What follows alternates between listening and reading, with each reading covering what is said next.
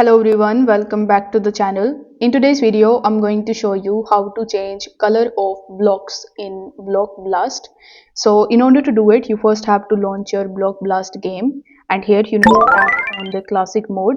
Now once you tap on the classic mode, you will see your board that will look something like this, and by default you are going to get multiple colors. But here, if you want to change the color of your blocks, you need to tap on this gear icon in the top right hand corner of the screen, and you need to tap on the fifth option of replay. So you need to tap on play, and then you just have to again tap on play, and you will have to follow this step again and again until you get your desirable color in your blocks.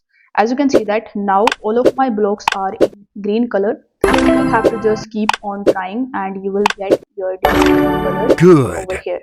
So if this video helped you out, don't forget to like the video and subscribe to the channel. Thank you so much for watching.